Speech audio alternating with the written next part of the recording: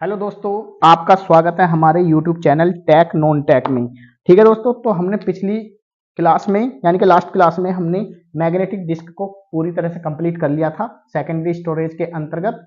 और अब हमारी दो स्टोरेज डिवाइस और रह रही हैं, ऑप्टिकल डिवाइस और इलेक्ट्रिकल डिवाइस। ठीक है दोस्तों, उसके बाद हम प्राइमरी मेमोरी को पढ़ेंगे जिसमें रैम और रोम होते हैं। इस मेमोरी चैप्टर को आज हम पूरी तरह से कंप्लीट कर लेंगे। ठीक है दोस्तों, तो चलिए हम स्टार्ट करते हैं। ऑप्टिकल डिस्क, ऑप्टिकल डिस्क के बारे में पढ़ते हैं कि ऑप्टिकल डिस्क क्या होता है।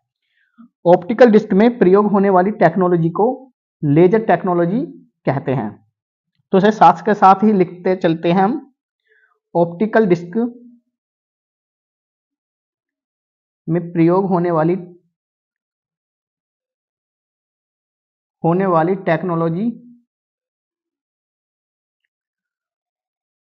टेक्नोलॉजी को लेजर टेक्नोलॉजी कहते हैं या लेजर टेक्नोलॉजी का प्रयोग करते हैं।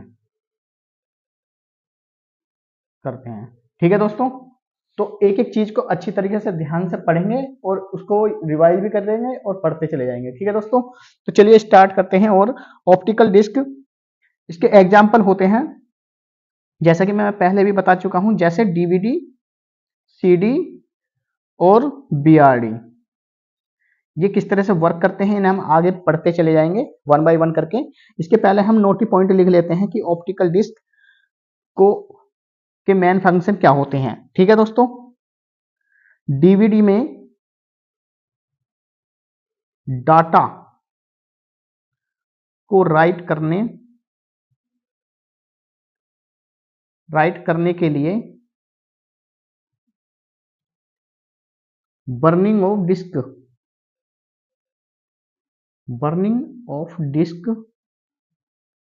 कहते हैं।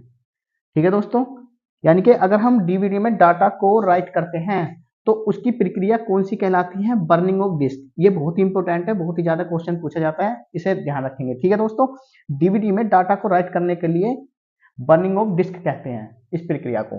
ठीक है दोस्तों, अभी थोड़ा मैं ऑप्टिकल डिस्क की स्ट्रक्चर बता देता हूं। ऑप्टिकल डिस्क की स्ट्रक्चर देखिए दोस्तों, आपने एक सीडी देखी होगी जिसमें हम गाने या फिर मूवी वगैरह देखते थे पहले, जिसे डीवीडी में लगा के हम अपनी सीडी को हम मूवी देखते थे। ठीक है दोस्तों, तो वो इस तरह की गोल होती थी। ठीक है दोस्तों, तो इसके मैट और यहाँ पर आपने देखा होगा, यहाँ पर लाल लाल से इस तरह से घेरे बने होते थे। ठीक है दोस्तों, आपने देखा होगा लाल लाल से नीले कलर के इस तरह से। ठीक है दोस्तों, तो ये जो डीवीडी होती सीडी होती थी, ठीक है दोस्तों, ये प्लास्टिक की बनी होती थी, प्लास्टिक की। ठीक है दोस्तों, और ये जो आपने चमकीला पदार्थ देखा होगा, चमकीला इस तरह से शाइनिंग वाली जो बनी होती थी, जिस तरह से हम डीवीडी में लगाते थे उसे। ठीक है दोस्तों, ये पॉलीकार्बोनेट प्लास्टिक की बनी होती थी, पॉलीकार्बोनेट प्लास्टिक प्लास्टिक की बनी होती थी। ठीक है दोस्तों, और इसमें ये जो रेड और ब्लू कलर का लगा होता था, इसमें जो शाइनिंग आती थी और घेरे घेरे टाइप में बने होते थे इस तरह से। ठीक है दोस्तों, तो ये लेजर टेक्नोलॉजी, लेजर लाइट होती थी। लेजर लाइट के द्वारा इसमें इस डाटा को स्टोर किया जाता था। ठीक है दोस्तों, और उसमें इस लाइन में इस जो लेजर टेक्नोलॉजी प्रयोग की जाती थी, इसमें एक पिट और एक लैंड। ठीक है दोस्तों, इस तरह से जो इसमें डाटा स्टोर किया जाता है, पिट और लैंड के अकॉर्डिंग किया जाता है। ठीक है दोस्तों, तो इसे ध्यान रखेंगे कि सीडी के अंदर यानी कि ऑप्टिकल डिस्क में जो बाहरी परत होती है वो प्लास्टिक की बनी होती है, जो चमकीली परत होती है वो पॉलीकार्बोनेट प्लास्टिक की बनी होती है, और इसमें लेजर टेक्नोलॉजी का प्रयोग किया जाता था या लेजर लाइट का। ठीक है दोस्तों, लेजर टेक्नोलॉजी और लेजर लाइट का प्रयोग किया जाता था, और इसमें डाटा को स्टोर करने के लिए पिट लैंड का प्रयोग किया जाता था। ठीक है दोस्तों, इन्हें बहुत इंपॉर्टेंट रखेंगे, पिट और लैंड, ये ऑप्टिकल डिस्क से संबंधित होते हैं। अब ऑप्टिकल डिस्क के बारे में थोड़ा सा और लिख लेते हैं। डाटा को राइट करने के लिए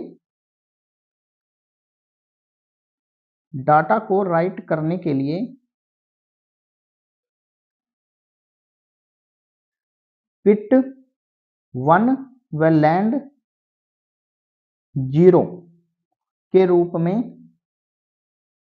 दिखाई देते हैं। ठीक है दोस्तों, दिखाई देते हैं। अगर आपसे कोई पूछा है कि ऑप्टिकल डिस्क में जो हम डाटा स्टोर करते हैं वो किस रूप में होता है, तो वो पिट 1 और लैंड 0 के रूप में हमारा डाटा ऑप्टिकल डिस्क में स्टोर हो जाता है। ठीक है दोस्तों, इसी तरह से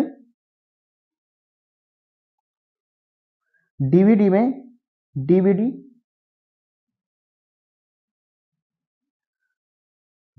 में laser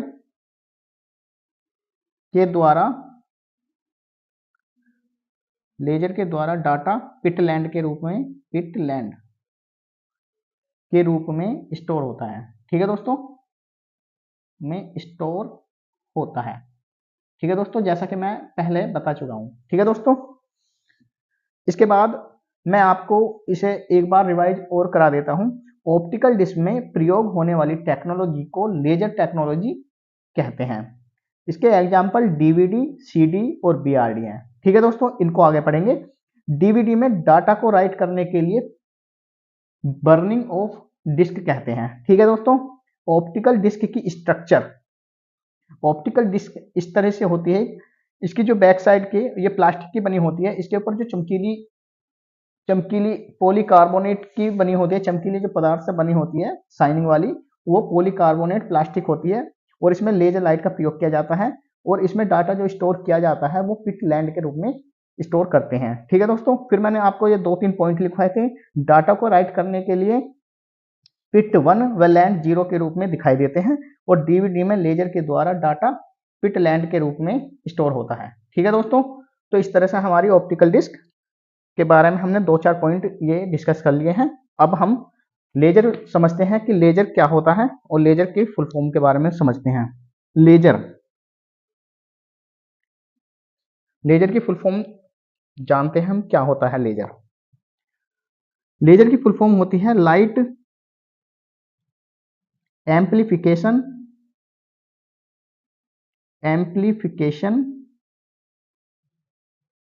by stimulated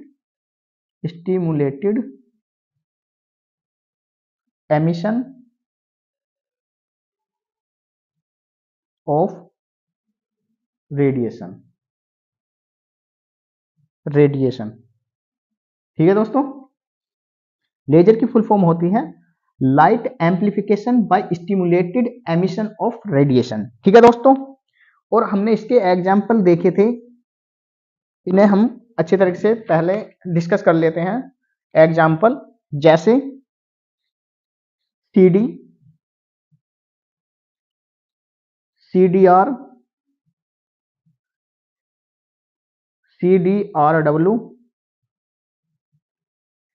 CD ROM, ये सभी की सभी ऑप्टिकल डिस्क होती हैं। ठीक है दोस्तों, इनकी हम फुल फॉर्म पढ़ लेते हैं क्योंकि फुल फॉर्म बहुत ही ज्यादा पूछी जाती है और इन्हें समझ भी लेते हैं हम साथ के साथ। जैसे कि सीडी की फुल फॉर्म होती है कॉम्पैक्ट डिस्क। ठीक है दोस्तों, और इनकी कैपेसिटी के बारे में मैं अभी बताऊंगा आगे। और सीडीआर का मीन्स होता है कॉम्पैक्ट डिस्क रिकॉर्डेबल, इसमें कंफ्यूज मत होना, रिकॉर्डेबल। ठीक है दोस्तों, इसके बाद आता है सीडीआरडब्ल्यू का मीन्स होता है कॉम्पैक्ट डिस्क रीराइटेबल। ठीक है दोस्तों, और सीडी रोम का मतलब होता है compact disc read only memory. ठीक है दोस्तों, तो इन्हें हम अच्छी तरीके से याद कर लेंगे, इनकी फुल फॉर्म को पढ़ लेंगे। ठीक है दोस्तों, काफी इंपॉर्टेंट होती हैं। इसके बाद इन सभी जो भी हमारी सीडी, सीडीआर, सीडीआरडब्ल्यू और सीडी रोम, इनमें मोस्ट इंपोर्टेंट नोट पॉइंट ये है कि इसमें रेड लेजर का प्रयोग किया जाता है। ठीक है दोस्तों, प्रयोग करते हैं। इसे याद रखेंगे कि सीडी, सीडीआरडब्ल्यू या सीडी रोम में रेड लेजर का प्रयोग करते हैं। ठीक है दोस्तों, इसके बाद हमारी आती है डीवीडी। डीवीडी को डिजिटल वर्सटाइल या वीडियो डिस्क कहते हैं। ठीक है दोस्तों, डीवीडी की फुल फॉर्म क्या होगी? डिजिटल वर्सटाइल डिस्क या डिजिटल वीडियो डिस्क। ठीक है दोस्तों, और इसमें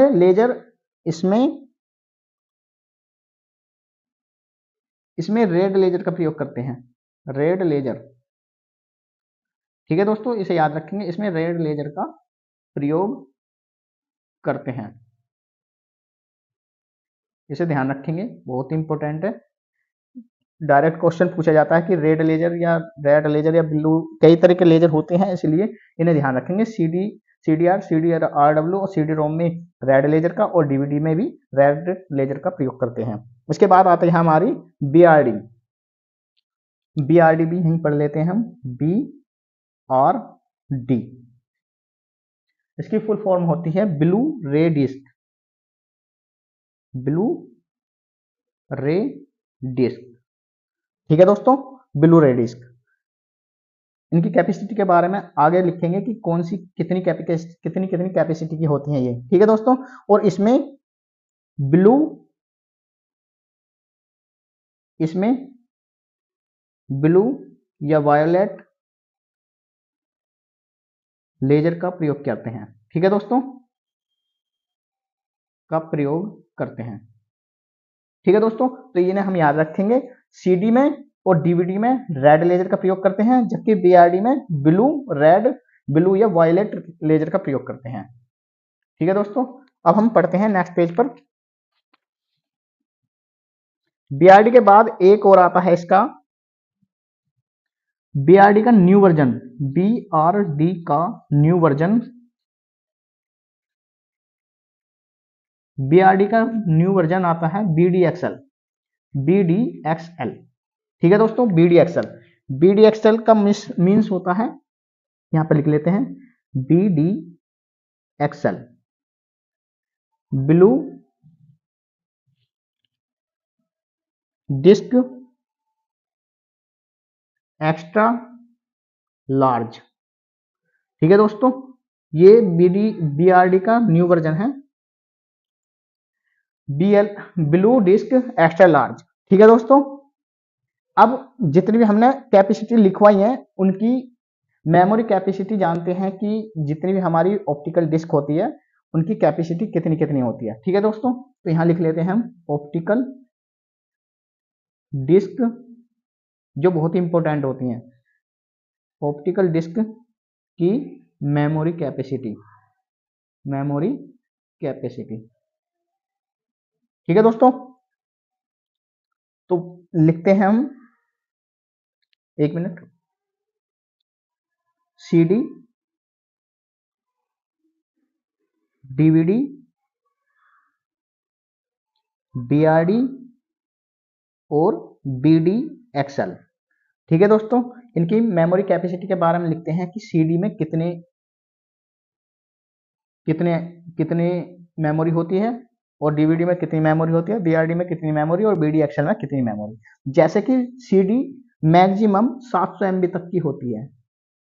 ठीक है दोस्तों, यानी कि CD की मेमोरी कैपेसिटी 700 MB होती है, DVD की मेमोरी कैपेसिटी 4.7 GB होती है, BRD की 25 GB या 50 GB तक होती है, जबकि BDXL 100, 200, 300 GB तक होते हैं। ठीक है दोस्तों, तो इनकी मेमोरी कैपेसिटी है, अच्छी तरीके से याद रखेंगे क्योंकि कभी भी पूछा जा सकता है, पूछा भी जाते हैं, बहुत इंपॉर्टेंट है। एक बार रिवाइज करा देता हूं मैं। CD की जो मेमोरी कैपेसिटी है मैक्सिमम 700 MB होती है, जबकि DVD की मेमोरी कैपेसिटी 4.7 GB होती है, और BRD की जो मेमोरी कैपेसिटी होती है 25 GB या 50 GB होती है, और BDXL जो इसका BRD का न्यू वर्जन है उसकी मेमोरी कैपेसिटी 100, 200, 300 GB तक हो सकती है।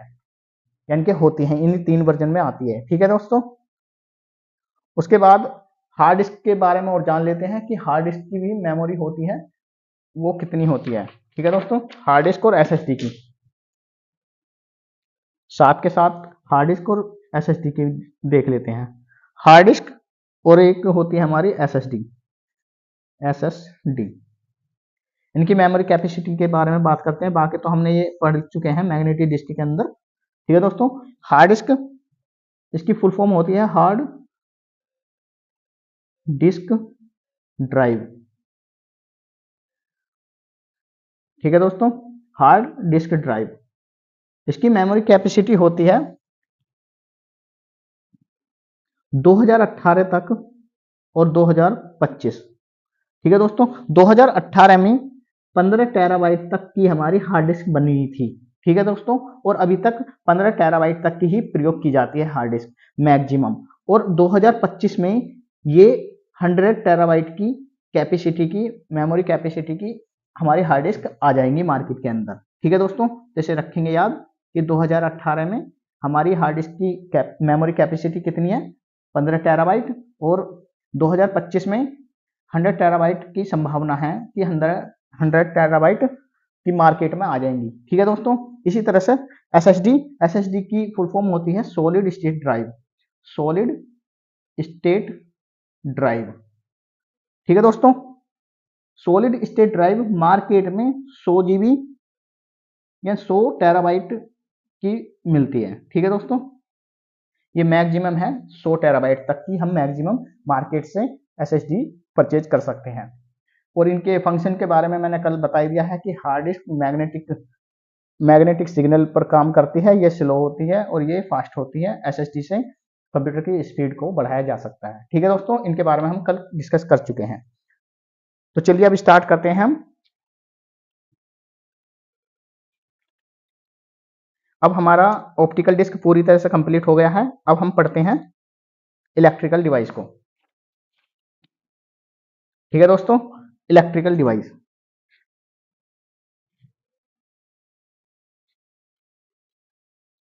इलेक्ट्रिकल डिवाइस,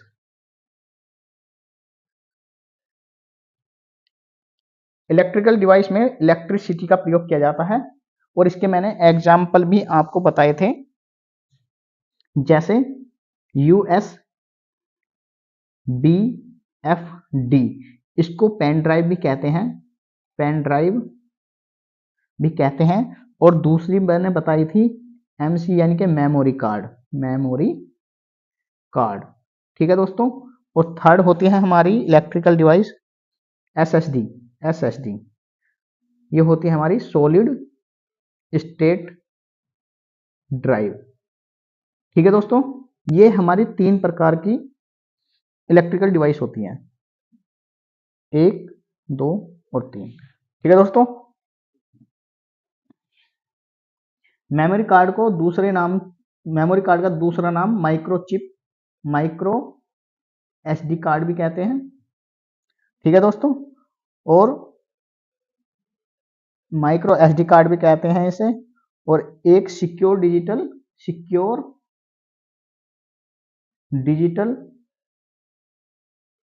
कार्ड भी कहते हैं। ठीक है दोस्तों, सिक्योर डिजिटल कार्ड कहने का मतलब है कि जो ये एसडी है ना, एसडी की फुल फॉर्म होती है सिक्योर डिजिटल कार्ड। ठीक है दोस्तों, और ये हमारी सॉलिड स्टेट ड्राइव एसएसडी हो गई। अब इसके बारे में पढ़ते हैं कि इलेक्ट्रिकल डिवाइस किस तरह से बनाई जाती हैं, किस फंक्शन, कौन से मटेरियल का प्रयोग किया जाता है। ठीक है दोस्तों, तो पढ़ते हैं हम इलेक्ट्रिकल डिवाइस में,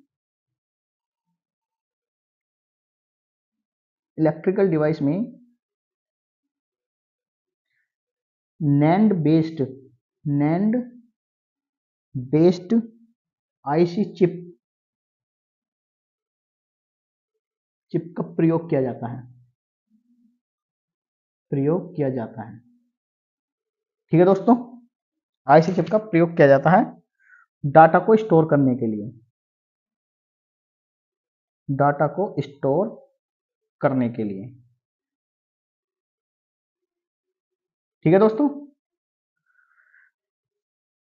अब मैंने आपको दो चीज बताई थी, एक EPROM, double EPROM, double EPROM, double EPROM में भी नैंड बेस्ड आईसी चिप का प्रयोग किया जाता है, आईसी चिप का प्रयोग किया जाता है। ठीक है दोस्तों। डबल ईप्रोम को, ये हम मेमोरी रोम पढ़ेंगे ना, तब डबल ईप्रोम के बारे में डिटेल में पढ़ेंगे। अभी इसके बारे में बता देता हूं, क्योंकि डबल ईप्रोम जो है ना, इसका जो लेटेस्ट वर्जन है, इसे फ्लैश डबल ईप्रोम भी कहते हैं, और वो हमारी इलेक्ट्रिकल डिवाइस होती है। ठीक है दोस्तों। डबल ईप्रोम को इलेक्ट्रिकली इरेजेबल, प्रोग्रामेबल,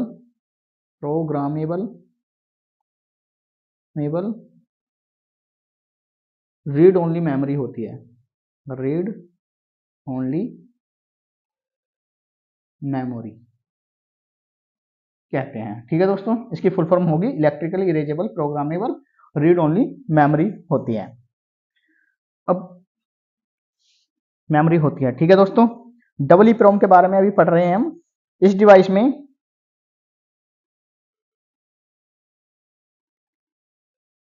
डिवाइस में डाटा को मिटाने के लिए, डाटा को इरेज करने के लिए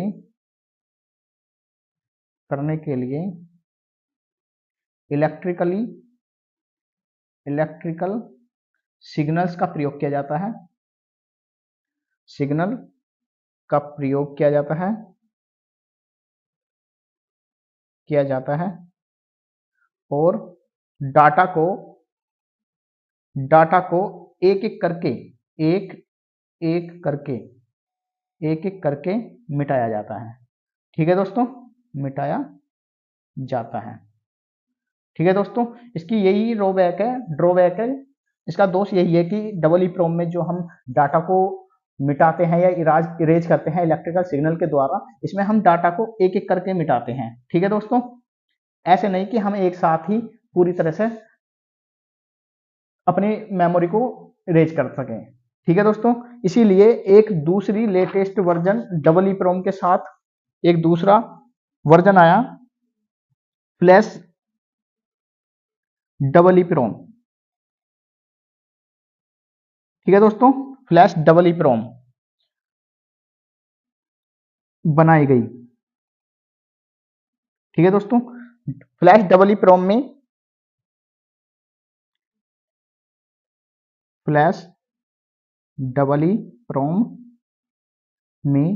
डाटा को एक साथ ब्लॉक के रूप में मिटाया जाता है, ठीक है दोस्तों। इस तरह से तो आप ध्यान रखना, डबल ईप्रोम में डाटा को रिमूव या इरेज करने के लिए इलेक्ट्रिकल सिग्नल का प्रयोग किया जाता है, और उसमें डाटा वन बाय वन करके यानी कि एक एक करके मिटाया जाता था, जो इसका दोष था यानी कि ड्रॉबैक था ये इलेक्ट्रिकल डिवाइस का। इसीलिए एक फ्लैश डबल ईप्रोम डिवाइस का प्रयोग किया गया, मेमोरी बनाई गई, और इसमें हम डाटा को एक साथ ब्लॉक के रूप में मिटा सकते हैं। ठीक है दोस्तों। और फ्लैश डबल ईप्रोम का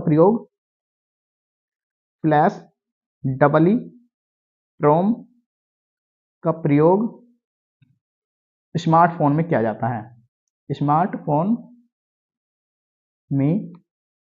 है, ठीक है दोस्तों। जैसे कि हम अपने फोन को रीसेट कर देते हैं, तो एकदम ही एक साथ ही हमारा ऑल फोन रीसेट हो जाता है, यानी कि सारा डाटा समाप्त हो जाता है एक साथ। इसीलिए फ्लैश डबल ईप्रोम को हम स्मार्टफोन में प्रयोग करते हैं। ठीक है दोस्तों।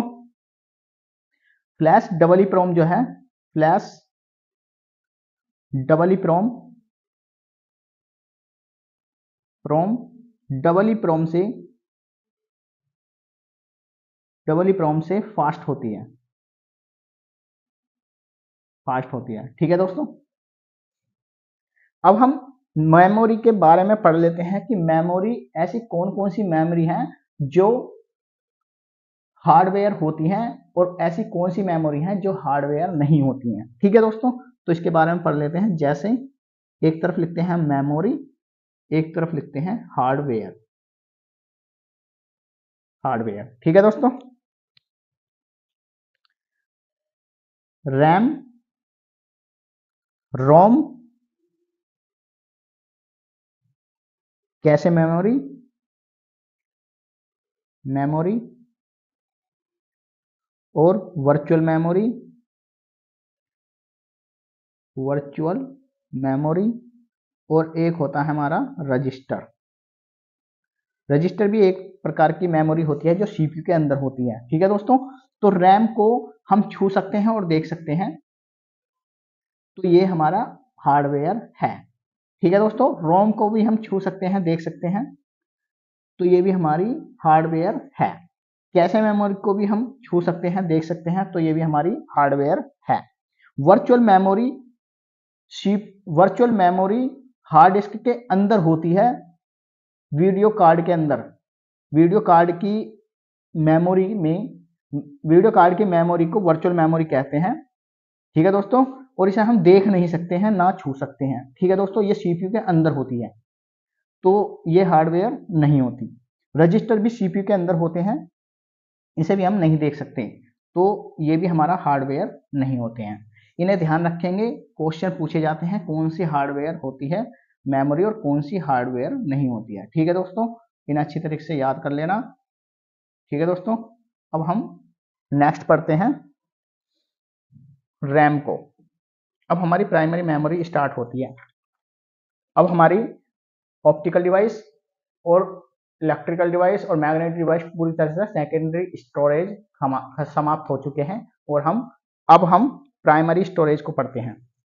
प्राइमरी स्टोरेज,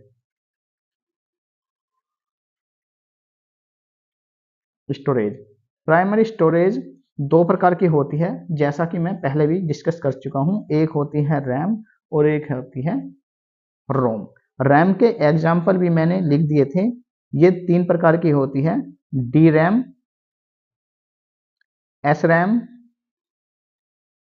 और एक होती है वी रैम। ठीक है दोस्तों, एक एक करके हम सभी को पढ़ेंगे।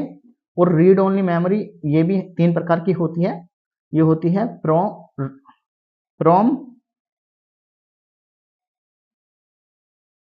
प्रोम, ई प्रोम और डबल ई प्रोम, डबल ई प्रोम। ठीक है दोस्तों, और डबल ई प्रोम का लेटेस्ट वर्जन जो होता है उसे कहते हैं हम फ्लैश डबल ई प्रोम। ठीक है दोस्तों, इस तरह से अब हम रैम के बारे में थोड़ा और जान लेते हैं कि रैम का प्रयोग कहाँ किया जाता है। ठीक है दोस्तों, सबसे पहले अगर हम कंप्यूटर में कोई भी मूवी या फिर डॉक्यूमेंट को या किसी भी डाटा को हम अपने कंप्यूटर के आउटपुट पर देखना चाहते हैं, तो ये किस तरह से वर्क करता है इसे समझते हैं। सबसे पहले कोई भी अगर हम हार्ड डिस्क से किसी भी डाटा को हम आउटपुट के रूप में देखना चाहते हैं मॉनिटर पे, तो सबसे पहले हम हार्ड डिस्क से वो डाटा लेंगे और वो रैम में जाएगा। ठीक है दोस्तों, रैम इसे सीपीयू में भेजेगा, सीपीयू, और सीपीयू इसकी प्रोसेसिंग करेगा। ठीक है दोस्तों, प्रोसेसिंग करेगा, और प्रोसेसिंग होने के बाद में यहाँ से इनपुट जाएगा और यहाँ से हमें आउटपुट के रूप में मॉनिटर पर दिखाई देगी। ठीक है दोस्तों, तो ये हमारा रैम का फंक्शन होता है। यानी कि कोई भी डाटा हार्ड डिस्क से जब हार्ड डिस्क के बाद में रैम में जाएगा। ठीक है दोस्तों, इसे ध्यान रखेंगे। कोई भी डाटा अगर हम आउटपुट के रूप में देखना चाहते हैं तो हार्ड डिस्क से सीधे रैम में जाएगा, रैम से फिर सीपीयू में, सीपीयू उसकी प्रोसेसिंग करेगा और हमें मॉनिटर पर शो हो जाएगा। ठीक है दोस्तों, अब हम रैम को पढ़ते हैं कि रैम को और किस किस नाम से जाना जाता है। ठीक है दोस्तों, जैसे रैम को निम्न नामों से जाना जाता है। रैम को निम्न नामों से जाना जाता है, जाना जाता है। ठीक है दोस्तों, क्योंकि कभी रैम को किसी तरह से कोई कभी कोई नाम दे दिया जाता है, कभी कोई नाम दे दिया जाता है, तो इसे हम एक बार में ही अच्छी तरीके से देख लेते हैं कि रैम को और किस नाम से पुकारा जाता है। ठीक है दोस्तों, जैसे रैम को प्राइमरी मेमोरी कहते हैं, प्राइमरी मेमोरी भी कहते हैं। ठीक है दोस्तों, रैम को इंटरनल मेमोरी भी कहते हैं, इंटरनल मेमोरी, जैसे हम अपने फोन की कहते हैं इंटरनल मेमोरी कितनी है, इस तरह से इंटरनल मेमोरी भी कहते हैं। उसके बाद रैम को वोलेटाइल मेमोरी भी कहते हैं, वोलेटाइल मेमोरी, क्योंकि यह एक टेम्परेरी मेमोरी होती है। ठीक है दोस्तों, जैसे कि हम पहले डिस्कस कर चुके हैं, वोलेटाइल मेमोरी भी कहते हैं। रैम को हम रीड राइट मेमोरी भी कहते हैं। ठीक है दोस्तों, रीड राइट मेमोरी भी कहते हैं। और रैम को हम मैन मेमोरी भी कहते हैं, कि मैन मेमोरी कितनी है, मैन मेमोरी भी कहते हैं। ठीक है दोस्तों, और 6 नंबर, इसे फिजिकल मेमोरी भी कहते हैं, फिजिकल मेमोरी भी कहते हैं, क्योंकि इसे यह एक हार्डवेयर है और इसे हम छू सकते हैं और देख भी सकते हैं। ठीक है दोस्तों, तो ये हमारी इतने टाइप की हम रैम को इतने नामों से पुकारते हैं। ठीक है दोस्तों, अगर इसका हिंदी वर्जन में नाम लिखे तो प्राइमरी मेमोरी को प्राथमिक मेमोरी कहते हैं, प्राथमिक, और इसे इंटरनल को आंतरिक, आंतरिक मेमोरी। ठीक है दोस्तों, वोलेटाइल मेमोरी को अस्थायी मेमोरी कहते हैं, और रीड राइट को RWM यानी कि पढ़ने लिखने वाली मेमोरी, रीड राइट रैम, और मैन मेमोरी को मुख्य मेमोरी भी कहते हैं, और फिजिकल मेमोरी को भौतिक मेमोरी भी कहते हैं। ठीक है दोस्तों, तो ये इनका हिंदी नाम हो गया। अब हम रैम के टाइप पता करते हैं कि रैम कितने प्रकार की होती है। रैम के टाइप इधर लिखते हैं, type of RAM, type of RAM. ठीक है दोस्तों, रैम जैसा कि मैंने अभी बताया था कि रैम 3 प्रकार की होती है, डी रैम, एक होती है एस रैम, और एक थर्ड होती है V RAM.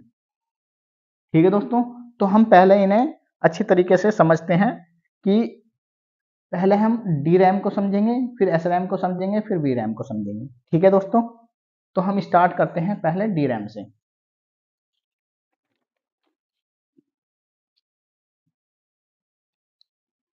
D RAM, D RAM को, डी रैम की फुल फॉर्म होती है dynamic random access memory, random access memory. ठीक है दोस्तों, डी रैम रिफ्रेशिंग मेमोरी भी होती है, रिफ्रेशिंग मेमोरी, मेमोरी कहते हैं। ठीक है दोस्तों, कहते हैं, यानी कि डी रैम को रिफ्रेशिंग मेमोरी भी कहते हैं। रिफ्रेशिंग मेमोरी से मीन्स होता है जब हम कंप्यूटर को ऑन करते हैं तो अपने कंप्यूटर को हम रिफ्रेश करते हैं। ठीक है दोस्तों, जो रिफ्रेश करते हैं उसका कॉन्सेप्ट जो होता है वो रैम में डी रैम से होता है। ठीक है दोस्तों, तो इसे ध्यान रखेंगे कि हमारी कंप्यूटर में जो रिफ्रेश करते हैं ये हैंगिंग प्रॉब्लम या सही से काम नहीं कर पाता है, रिफ्रेश करना जरूरी है या नहीं, इसे हम आगे पढ़ेंगे कि क्या जरूरी है रिफ्रेश करना कंप्यूटर को और कब जरूरी नहीं है। ठीक है दोस्तों, तो इसका कॉन्सेप्ट इतना ही रखेंगे कि डी रैम जो है कंप्यूटर में रिफ्रेशिंग मेमोरी से संबंधित होता है। ठीक है दोस्तों, डी रैम सस्ती मेमोरी होती है, यह सस्ती मेमोरी होती है, सस्ती मेमोरी मेमोरी होती है। ठीक है दोस्तों, यह डी रैम यानी कि यह मेमोरी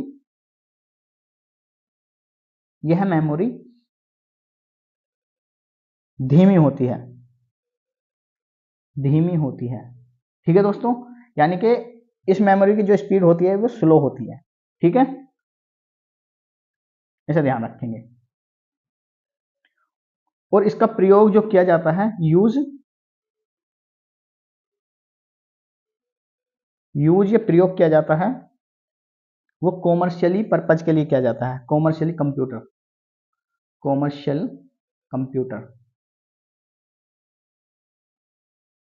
कंप्यूटर यानी कि वाणिज्य कंप्यूटर, जो कॉमर्शियल यानी कि व्यावसायिक कंप्यूटर, व्यावसायिक कंप्यूटर। ठीक है दोस्तों, कंप्यूटर में करते हैं, इसे ध्यान रखेंगे। ठीक है दोस्तों, डी रैम के बारे में एक बार और बता देता हूँ। डी रैम की full form dynamic random access memory होती है। इसे रिफ्रेशिंग मेमोरी कहते हैं, क्योंकि कंप्यूटर को ऑन करने पर जब हम कंप्यूटर को रिफ्रेश करते हैं तो उसका संबंध हमारे रैम मेमोरी के डी रैम से संबंधित होता है। ठीक है दोस्तों, इसे याद रखेंगे। और यह सस्ती मेमोरी होती है और यह मेमोरी धीमी होती है, यानी कि इसकी स्पीड स्लो होती है। और इसका प्रयोग कॉमर्शियल कंप्यूटर में करते हैं। ठीक है दोस्तों, इसके बाद आती है हमारी एस रैम। एस रैम को स्टेटिक रैंडम एक्सेस मेमोरी कहते हैं, ठीक है दोस्तों, ये रैम का दूसरा टाइप है। यह मेमोरी नॉन रिफ्रेशिंग होती है, नॉन रिफ्रेशिंग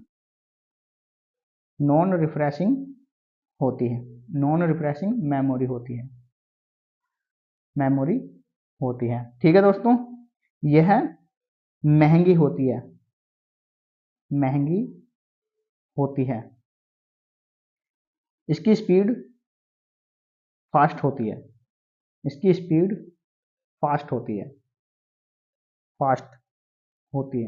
ठीक है दोस्तों, ये हमारी होगी एस रैम। और इसका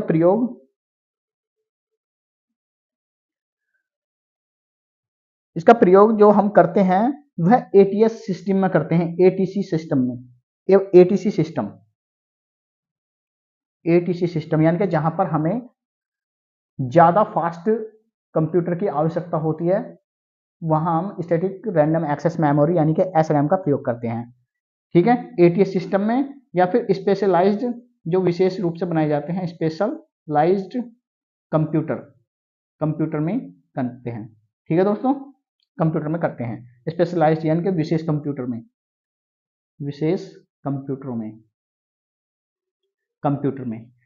और जैसे विशेष कंप्यूटर का मतलब एटीसी सिस्टम की फुल फॉर्म होती है एयर ट्रैफिक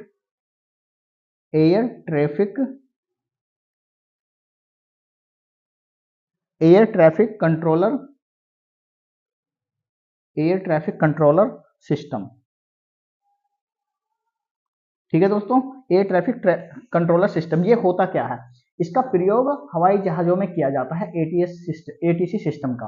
वहां पर हवाई जहाज को कंट्रोल करने के लिए एक एटीसी सिस्टम लगा होता है। ठीक है दोस्तों, और उसमें हमारी एसरैम का प्रयोग किया जाता है, क्योंकि यह एक महंगी मेमोरी है और यह नॉन रिफ्रेशिंग, इसे रिफ्रेश करने की जरूरत नहीं होती बार बार, यह हैंग भी नहीं करती है। ठीक है दोस्तों, इसीलिए इसकी स्पीड फास्ट होती है। और आप तो जानते हैं कि हवाई जहाजों में ऐसे ही डिवाइस की आवश्यकता होती है जो हैंग ना हो, क्योंकि वहां पर तो दुर्घटना हो सकती है। ठीक है दोस्तों, तो इसीलिए एसरैम और हमारा डी रैम कंप्लीट हो गया है। और जैसे एक चीज और, एटीसी सिस्टम होगा, स्पेशलाइज्ड कंप्यूटर होगा, और एक Bombay share exchange, Bombay stock exchange होता है ना, बीएसई में भी इसका प्रयोग करते हैं, क्योंकि वहां पर भी मार्केट के थोड़ा अप थोड़ा डाउन चलता ही रहता है। ठीक है दोस्तों, अगर वहां पर सिस्टम ये हैंग हो गया तो बहुत लॉस हो जाता है, इसलिए बीएसई में भी इसका प्रयोग करते हैं, एसरैम का। ठीक है दोस्तों, तो आगे पढ़ते हैं हम रैंडम एक्सेस मेमोरी के बारे में। ये तो हमने इसके टाइप के बारे में पढ़ा है, अब हम पढ़ते हैं रैंडम एक्सेस मेमोरी यानी कि रैम के बारे में, कि रैम कैसे इसका इतिहास हुआ था, कैसे कैसे बनी थी रैम। पहले रैम के बारे में पढ़ लेते हैं हम। रैम रैम की full form random access memory, random access memory कहते हैं। ठीक है दोस्तों, रैंडम एक्सेस मेमोरी कहते हैं। रैम को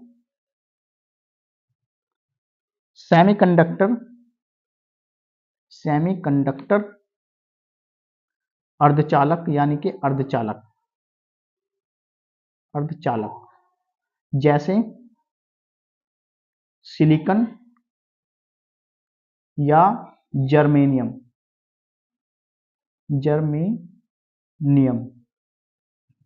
ये हमारे दो अर्धचालक होते हैं। सबसे ज्यादा इन्हीं अर्धचालकों से ही हमारी रैम बनाई जाती है। रैम या चिप, जो भी हमारी चिप है, और चिप हुई, रैम हुई, ठीक है, ये हमारी सिलिकॉन यानी कि सिलिकॉन और जर्मेनियम के अर्धचालकों से बनाई जाती हैं। रैम का निर्माण किया जाता है।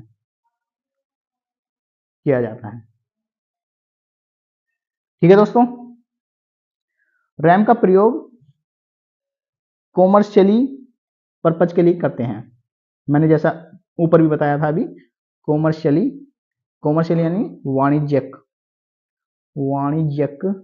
वाणिज्यिक पर्पज, वाणिज्यिक कंप्यूटर में करते हैं। ठीक है दोस्तों, सबसे पहले रैम जो बनी थी वो IBM कंपनी ने, IBM की फुल फॉर्म मैंने बता दिया था, इंटरनेशनल बिजनेस मशीन, या लिख देता हूं इंटरनेशनल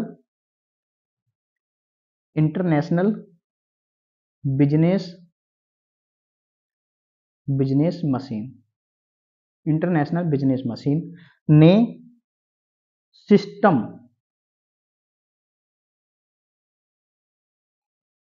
सिस्टम 360 में प्रयोग की सबसे पहले। ठीक है दोस्तों, इसे याद रखेंगे। सबसे पहले रैम का प्रयोग IBM ने, यह एक इंटरनेशनल बिजनेस मशीन यानी कि कंप्यूटर मैन्युफैक्चरिंग कंपनी है जो अमेरिका की है। इसने अपने सिस्टम में सिस्टम 360, जिसका नाम था सिस्टम 360 में सबसे पहले रैम का प्रयोग किया। ठीक है दोस्तों, उसके बाद 1965 में तोशिबा कंपनी का नाम सुना होगा आपने। तोशिबा ने डी रैम का प्रयोग किया था टास्कल BC1411 सिस्टम में। ठीक है दोस्तों, इसे ध्यान रखेंगे कि सबसे पहले रैम का प्रयोग किया था IBM कंपनी ने सिस्टम 360 में। दूसरी बार रैम का प्रयोग 1965 में किया गया, तोशिबा कंपनी ने किया था, डी रैम बनाई थी और इसमें टास्कल BC1411 सिस्टम में किया था। ठीक है दोस्तों, इसे ध्यान रखेंगे। उसके बाद 1992 में सैमसंग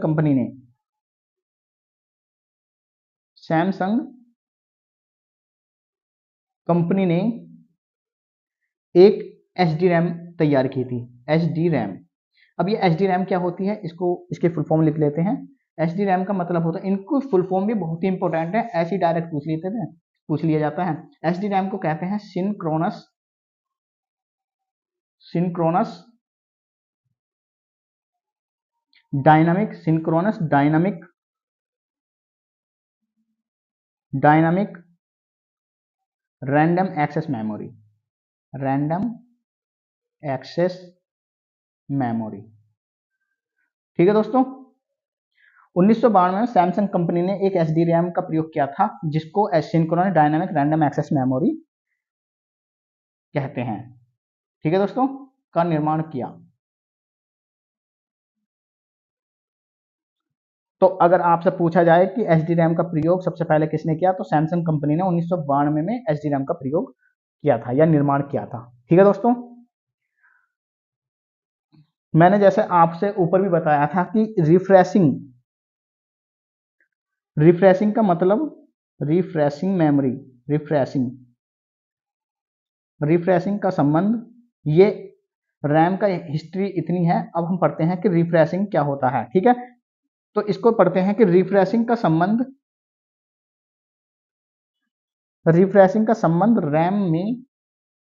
रैम के डी रैम से होता है। ठीक है दोस्तों, अब हम ये पढ़ते हैं कि रिफ्रेशिंग कब की जानी चाहिए या कब नहीं की जानी चाहिए, रिफ्रेशिंग से क्या फायदा है क्या नुकसान है। ठीक है दोस्तों, क्या जरूरी है कि रिफ्रेश करें। ठीक है दोस्तों, तो इसे पढ़ते हैं हम रिफ्रेशिंग से। रिफ्रेशिंग होती क्या है, ये तो आपको मैंने बता ही दिया कि रिफ्रेशिंग का संबंध रैम के डी रैम से होता है। ठीक है दोस्तों, अब पढ़ते हैं कि रिफ्रेशिंग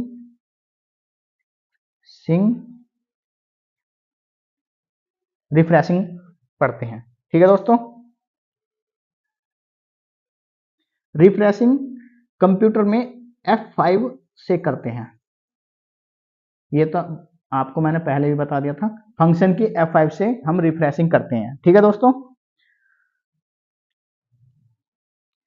इसके अब हम पॉइंट पढ़ते हैं कि क्या है। कंप्यूटर को स्टार्ट करते समय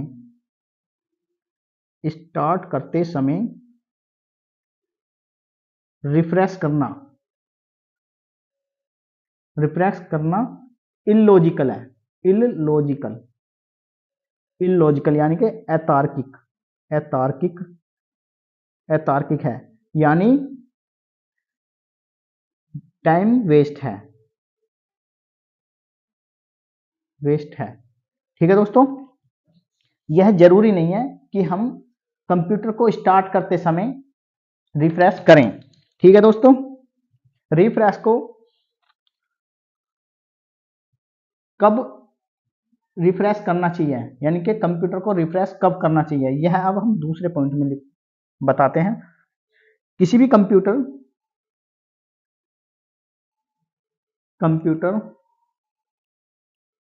में सॉफ्टवेयर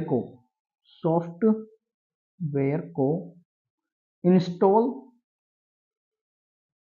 या अनइंस्टॉल करने पर कंप्यूटर को रिफ्रेश करना चाहिए। ठीक है दोस्तों, रिफ्रेश करना चाहिए। अगर आप कंप्यूटर के अंदर किसी सॉफ्टवेयर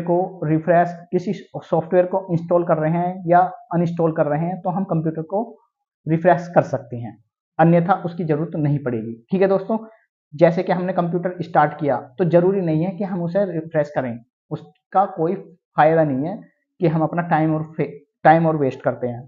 ठीक है दोस्तों, तो ये ध्यान रखना है कि कंप्यूटर को स्टार्ट करते समय रिफ्रेश करना इलॉजिकल है, यानी कि जरूरी नहीं है। कंप्यूटर को कब रिफ्रेश कर सकते हैं, जब हम उसके अंदर किसी भी प्रोग्राम को इंस्टॉल या अनइंस्टॉल करें, या फिर किसी कंप्यूटर में हैंगिंग प्रॉब्लम हो जा हैंगिंग प्रॉब्लम होने पर या अन्य कोई प्रॉब्लम हो रही हो तो हम कंप्यूटर को रिफ्रेश कर सकते हैं।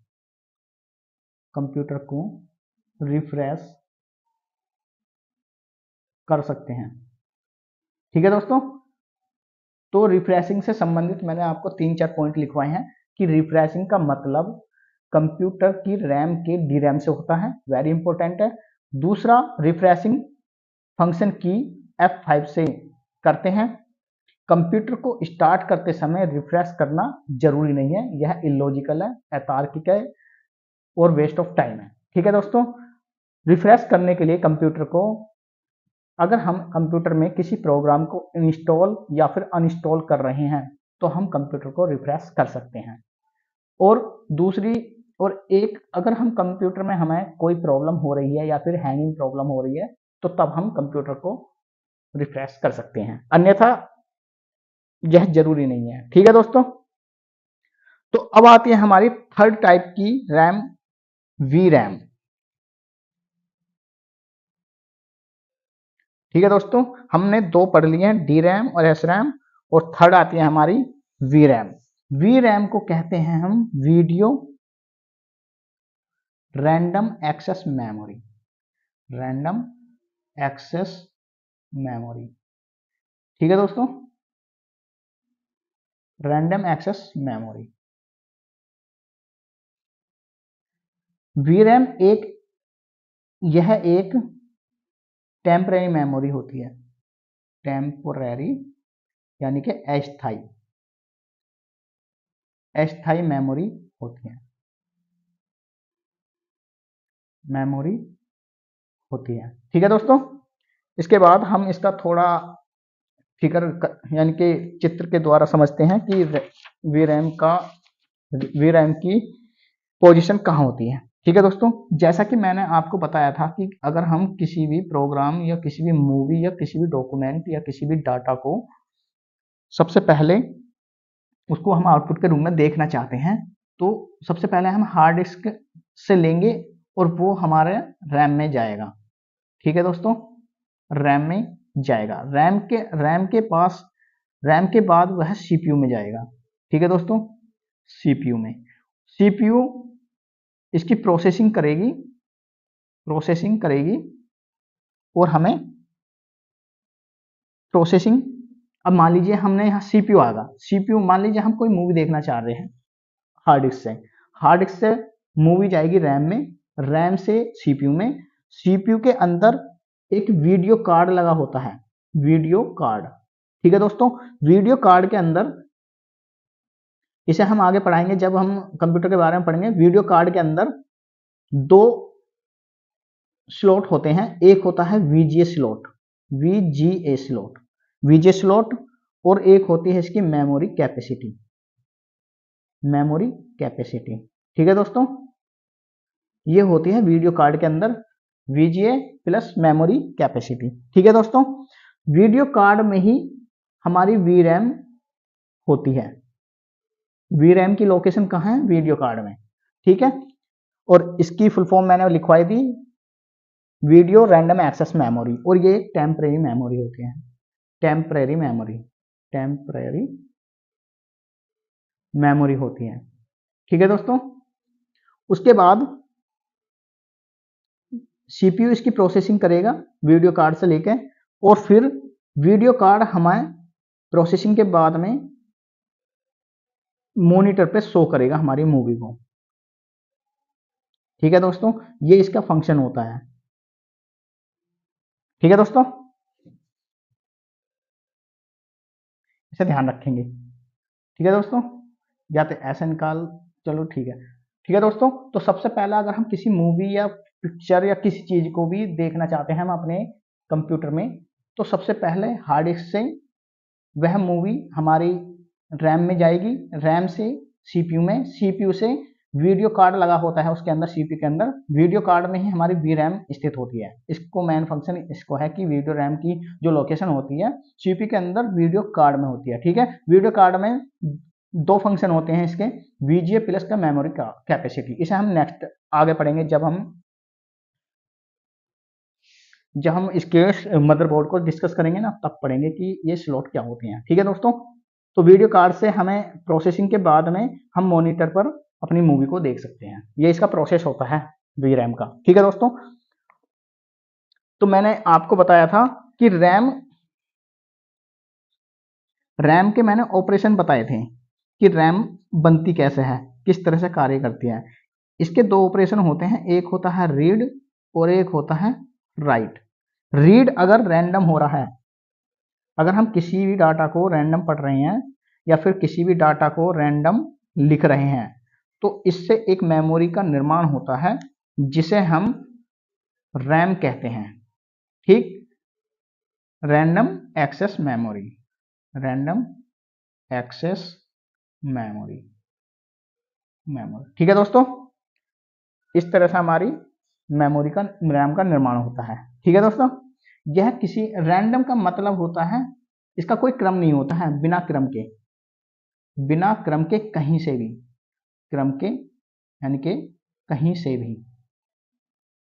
भी, ठीक है दोस्तों, इसे ध्यान रखेंगे। रैम की उत्पत्ति कैसे हुई, इसमें दो ऑपरेशन होते हैं, रीड और right, read random, right random, इससे हमें एक मेमोरी मिलती है रैम। ठीक है दोस्तों, रैम की फुल फॉर्म होते हैं रैंडम एक्सेस मेमोरी, बिना क्रम के या कहीं से भी, ठीक है, हम राइट कर सकते हैं। अब हमने एक फंक्शन और बताया था आपको कि हार्ड डिस्क से कोई भी अगर हम डाटा ले रहे हैं तो सबसे पहले वो कहाँ जाएगा, रैम में। मान लीजिए मदरबोर्ड है हमारी, या मदरबोर्ड नहीं, ये हमारी रैम है, ठीक है दोस्तों, क्या है, रैम है, तो इसमें रैम लगी होती है, रैम, ठीक है दोस्तों, इस तरह से रैम बनी हुई है, ठीक, और ये हमारा सीपीयू है। तो इसमें जो डाटा स्टोर होता है तो मेमोरी के किसी सेल में होगा, ठीक है दोस्तों। तो रैम के अंदर ये मेमोरी तो है, मेमोरी का एक फंक्शन यानी कि एक छोटा सा जो ये सेल है, सेल, इसे मेमोरी सेल कहते हैं, मेमोरी सेल कहते हैं, ठीक है दोस्तों, मेमोरी सेल कहते हैं। यानी कि रैम के अंदर जो मेमोरी विभाजित होती है ना, रैम, वो सेलों के मेमोरी सेल के रूप में विभाजित होती है, ठीक है दोस्तों।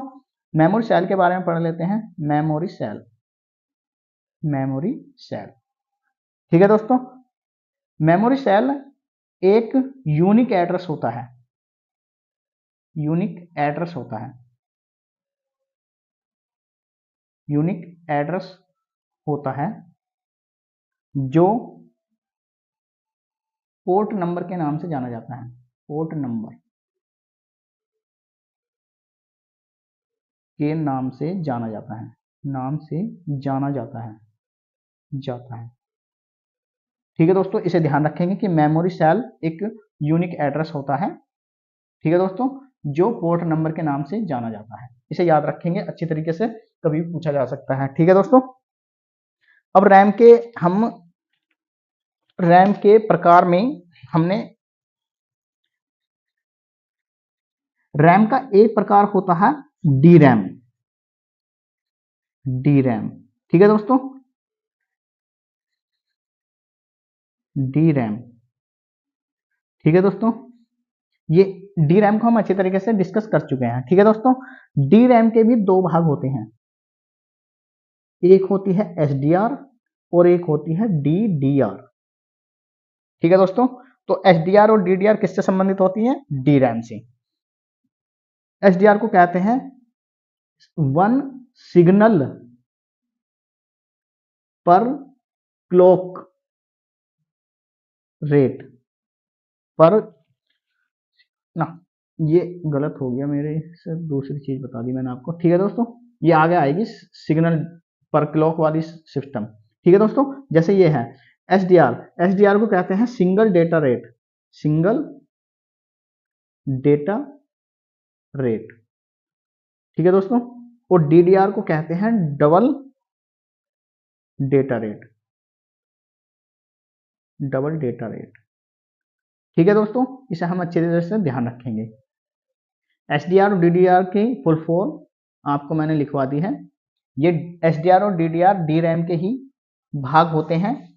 एसडीआर को सिंगल डेटा रेट और डीडीआर को डबल डेटा रेट कहते हैं, ठीक है दोस्तों। अब एसडीआर होता क्या है, इसे पढ़ लेते हैं। एसडीआर, पहले इसकी फुल फॉर्म लिख लेते हैं, सिंगल डेटा रेट, ठीक है दोस्तों। Single data rate, single data rate यानी कि एसडीआर का मीन्स क्या होता है, वन सिग्नल पर क्लॉक ऑफ सीपीयू, यानी कि सीपीयू के अंदर वन सिग्नल पर क्लॉक यानी कि इसकी साइकिल चलती है, ठीक है दोस्तों। डी रैम यानी कि जो हमारी मेमोरी है उसकी एक साइकिल चलती है।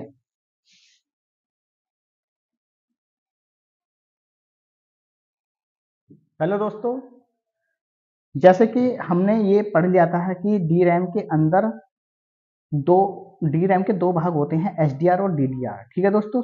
एसडीआर को सिंगल डेटा रेट और डीडीआर को डबल डेटा रेट कहते हैं। अब एसडीआर को डिस्कस करते हैं हम। एसडीआर को सिंगल डेटा रेट कहते हैं और इसका मीन्स होता है 1 सिग्नल पर क्लॉक ऑफ सीपीयू, यानी कि सीपीयू का एक सिग्नल पर क्लॉक, यानी कि एक साइकिल के रूप में जो हमारा डाटा ट्रांसफर होता है उसे हम 1 सिग्नल पर क्लॉक, यानी कि साइकिल चलती है इसमें डेटा के रूप में, इस तरह से। ठीक है दोस्तों, एचडीआर इसे कहते हैं। ठीक है दोस्तों, इसी तरह से हमारा सेकंड ऑप्शन आता है डीडीआर। डीडीआर क्या होता है? Double data rate. Double data rate, ठीक है दोस्तों, डबल डेटा रेट। अब डबल डेटा रेट, इसका मीन्स क्या होता है? डबल डेटा रेट का 2 सिग्नल,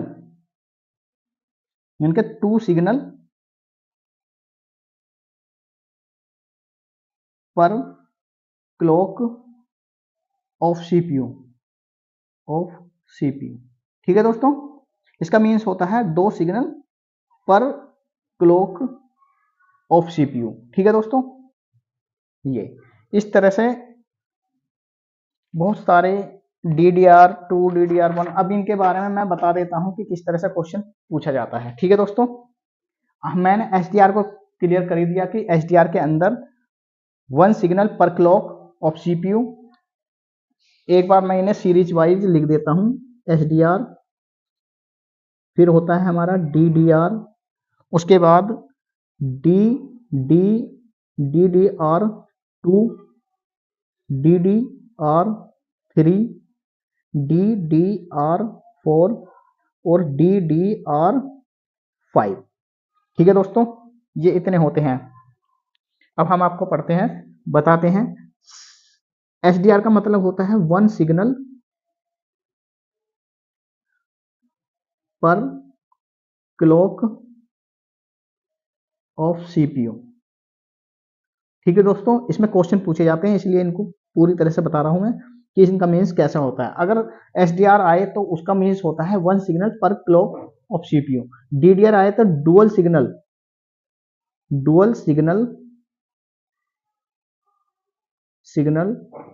पर क्लॉक ऑफ सीपीयू। ठीक है दोस्तों, इसी तरह से डुअल सिग्नल या 2। ठीक है दोस्तों, इसी तरह से DDR2 यानी कि 2 की पावर 2, यानी कि 4 सिग्नल पर क्लॉक ऑफ सीपीयू। इसी तरह से 2 की पावर 3, 2 की घात 4, यानी कि 2 की पावर 3, तो ये हो जाएगा 8 सिग्नल पर क्लॉक सीपीयू। इसी तरह से D की पावर 4, यानी कि 16 सिग्नल पर क्लॉक ऑफ सीपीयू। इसी तरह से, ठीक है दोस्तों, इसी तरह से आप ये याद रख लें कि DDR4 का मीन्स क्या होता है? 16 सिग्नल पर क्लॉक सीपीयू। इसी तरह से DDR5 का मीन्स होता है, DDR5 2020 में बनाई गई थी, 2020 में बनाई गई। ठीक है दोस्तों, ये रैम के टाइप हैं, डी रैम के टाइप हैं। ठीक है दोस्तों, DDR5 का मीन्स होता है 32 सिग्नल पर क्लॉक ऑफ सीपीयू। ठीक है दोस्तों, इस तरह से। DDR5 के बाद में एक लेटेस्ट रैम आई थी, DDR5 SD रैम, ये लेटेस्ट है। ठीक है दोस्तों, इसकी फुल फॉर्म लिख देते हैं, double data rate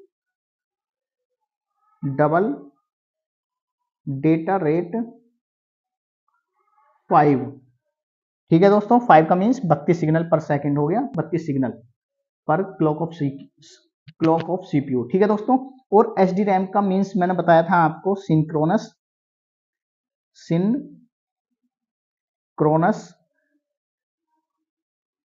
data random access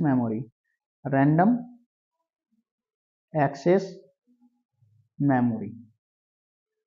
ठीक है दोस्तों, तो ये लेटेस्ट वाली जो DDR5 HD रैम बनाई गई है, इसका मीन्स होता है double data rate 5, synchronous data random access memory. इनकी फुल फॉर्म भी आप याद रख लेना। ठीक है, ये लेटेस्ट है। लेटेस्ट का मतलब है कि ये सबसे कम वोल्ट पर चलने वाली रैम है, सबसे कम वोल्ट पर चलने वाली अब तक सबसे कम वोल्ट यानी कि 1.1 वोल्ट पर कार्य करने वाली रैम है। ठीक है दोस्तों, ये ऐसी रैम है जो सबसे कम विद्युत खर्च करती है। ठीक है दोस्तों, और ये लेटेस्ट है। ठीक है दोस्तों, अब हम थोड़ा सा मेमोरी टाइप की कौन सी रैम किस टाइप की रैम में होती है, किस ईयर में बनाई गई थी, और उनका मॉड्यूल यानी कि कितनी पिनें होती हैं उसके अंदर, वोल्टेज कितने लेती हैं, मैक्सिमम कितने एमबी की होती हैं। ठीक है दोस्तों, तो अब हम एक पेज पर पूरी तरह से उसका चार्ट बनाते हैं। जैसे कि मैंने बताया था, देखो दोस्तों, सबसे पहले लिखते हैं हम मेमोरी टाइप कि किस टाइप की मेमोरी है, उसके बाद ईयर, इन्हें आप याद कर लेना, बहुत ही इंपॉर्टेंट है। ठीक है दोस्तों, मेमोरी टाइप ईयर, उसके बाद मॉड्यूल का मीन्स कितनी पिनें अंदर इसमें पाई जाती हैं, वोल्टेज कितनी वोल्टेज खपत होती है, और maximum throw out throw out. ठीक है दोस्तों, थ्रो आउट। तो ये अब हम इनके बारे में लिखते हैं कि कौन सी मेमोरी कब बनाई गई थी, कितने एमबी की है, कौन सी ईयर में बनाई गई थी, कितनी वोल्टेज लेती है। सबसे पहले आती है, पहले मैं इन्हें अच्छी तरीके से डिजाइन सा कर दूं, उसके बाद में बहुत सारी हैं। ठीक है दोस्तों, इन्हें आप अच्छी तरीके से याद करेंगे क्योंकि इनमें से ही क्वेश्चन पूछे जाते हैं। ठीक है दोस्तों, देखिए मेमोरी टाइप, सबसे पहली मेमोरी आती है एफपीएम। इनकी फुल फॉर्म में अलग से लिखूंगा, अभी खाली मैं शॉर्ट में लिख रहा हूं। ठीक है, एफपीएम डी रैम। ठीक है दोस्तों, डी रैम और एच डी रैम ही है ये सारी की सारी। इसका आविष्कार 1987 से 1995 तक हुआ था। ठीक है दोस्तों, यानी कि सबसे पहले 1987 से 1995 में किस टाइप की मेमोरी प्रयोग की जाती थी, एफपीएम डी रैम की। ठीक है, इसमें 30 से लेकर 72 पिंस होती थी, पिंस यानी कि एक आईसी टाइप की होती है ना, उस टाइप की थी ये, और पिंस या SIMM। ठीक है दोस्तों, इनके बारे में मैं अभी इनकी फुल फॉर्म लिखूंगा बाद में, पहले हम थोड़ा थोड़ा इनके डिस्कस कर लेते हैं, और आप एज इट इज ऐसे ही याद करना है। ठीक है दोस्तों, और ये वोल्टेज लेती थी 5 वोल्ट। ठीक है दोस्तों, और 17 MB पर सेकंड की इसकी स्पीड थी, 17 MBps। ठीक है दोस्तों, इसके बाद आई थी हमारी EDO RAM, EDO D RAM. ठीक है दोस्तों, ये आई थी 1995 से 1998 तक। ठीक है दोस्तों, इसका कार्यकाल रहा 1995 से 1998 तक। ठीक है, इसमें 72 पिंस SIMM। ठीक है दोस्तों, ये रहा था 72 पिंस। उसके बाद 5 वोल्ट लेती थी ये भी, मैक्सिमम वोल्टेज जो थी 5 वोल्ट थी। उसके बाद इसकी स्पीड थी 266 MBPS। ठीक है दोस्तों, इसके बाद SDR डी रैम। ठीक है दोस्तों, ये 1998 से 2002 1998 से 2002 तक यही चलती रही SDR डी रैम। ठीक है दोस्तों, इसमें 168 पिन आई, पिंस SIMM सिम। ठीक है दोस्तों, और ये ज्यादा बाद में आई तो ये 3.3 वोल्ट की लाइट को खाती थी, यानी कि 3.3 वोल्ट लाइट को कंज्यूम करती थी। ठीक है दोस्तों, इसके बाद इसकी स्पीड थी 1.66 MBPS ठीक है दोस्तों। इसके बाद आर डी रैम आई, R D RAM, R D R D RAM, D RAM, ठीक है दोस्तों, आर डी रैम। और ये आर डी रैम जो आई थी ये 2000 से 2002 तक, 2000 से 2002 तक कौन सी रैम चलती रही हमारी, आर डी रैम, ठीक है दोस्तों। और इसके अंदर 184 पिंस थी, पिंस SIMM वो पिंस थी, इसमें आई थी RIMM रिम, ठीक है दोस्तों, RIMM रिम। इनमें सिम प्रयोग किया जाता था, इसमें रिम प्रयोग होने लग गया था। और 1998 168 पिन में ये सिम नहीं था, ये था डिम, DIMM, ठीक है दोस्तों। और उसके बाद रिम प्रयोग होने चालू हुआ, ठीक है, 2002 से। और इसकी जो मैक्सिमम कैपेसिटी थी ये 2.5 वोल्ट पर चल जाती थी, ठीक है दोस्तों। और इसकी जो कैपेसिटी थी ये थी 2133 MBPS, ठीक है दोस्तों। उसके बाद आई थी हमारी DDR SD RAM, SD RAM, ठीक है दोस्तों, DDR SD RAM. DDR SD RAM 2002 से 2005 तक चलती रही, 2002 से 2005 तक चली। उसके बाद इसमें 184 पिंस DIMM का प्रयोग किया गया, ठीक है दोस्तों। और इसमें 1 पॉइंट यानी कि ये भी 2.5 वोल्ट से ही चल जाती थी, ठीक है दोस्तों, 2.5 वोल्ट। और इसकी स्पीड जो थी 3200 MBPS थी, MBPS। अब इनकी स्पीड बढ़ने लग गई थी, ठीक है दोस्तों। ये जो 1.006 है ना, ये 1066 MBPS है, ठीक है दोस्तों, इसे सही कर लेना। फिर उसके बाद में आई थी DDR2 SD रैम,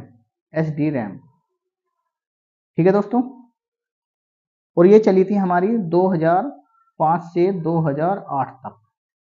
इसका कार्यकाल कितना था DDR2 SD रैम का, 2005 से 2008 तक, ठीक है दोस्तों। और इसमें 240 DIM थी, DIM, ठीक है दोस्तों।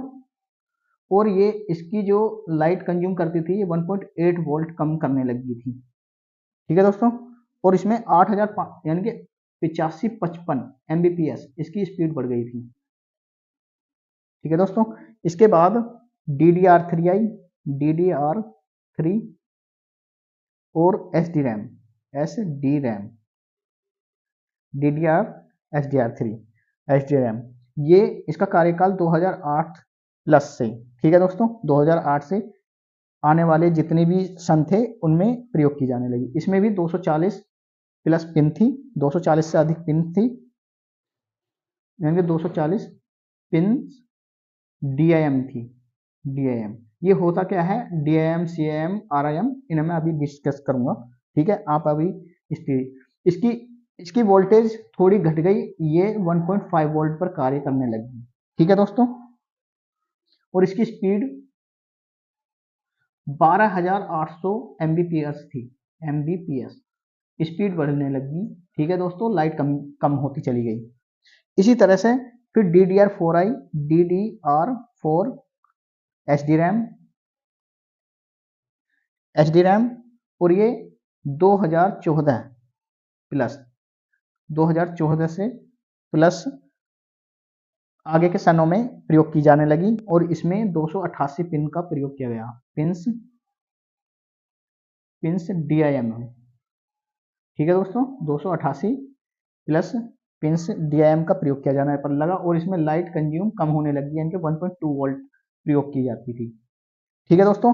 इसी तरह से और इसकी जो स्पीड थी वो 25600 MBPS थी, 25600 MBPS थी। उसके बाद DDR5 आई, DDR5 एच डी रैम,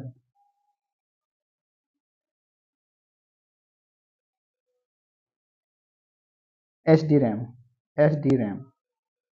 ठीक है दोस्तों, DDR5 एच डी रैम, और ये 2020 से अब तक लेटेस्ट में है। ठीक है दोस्तों, और इसके अंदर 288 पिंस DIM प्रयोग की जाती है, और इसमें 1.1 वोल्ट लाइट कंज्यूम होती है। ठीक है दोस्तों, और ये इसकी स्पीड 4.8 GB पर सेकेंड होगी, GB पर सेकेंड हो चुकी है। ठीक है दोस्तों, इस तरह से हमारा पूरी तरह से डी रैम अब तक जो लेटेस्ट में चल रहा है और कब से स्टार्ट हुआ था, ये मैंने आपको पूरी तरह से कंप्लीट करा दिया है। ठीक है दोस्तों, तो आप इन्हें याद कर लेना। उसके बाद अब हम इनकी शॉर्ट फॉर्म जो है, जैसे पिन सी, SIMM, DIMM और FPM, EDO, ये क्या होते हैं, इनके बारे में हम पढ़ लेते हैं। ठीक है दोस्तों, इनकी फुल फॉर्म बता देता हूँ कि ये होता क्या है। ठीक है दोस्तों, तो चलिए स्टार्ट करते हैं हम। FPM, SIMM, MBPS, इनको लिख लेते हैं पहले। FPM का मतलब होता है फास्ट पेज मोड। ठीक है दोस्तों, SIM का मतलब होता है सिंगल इनलाइन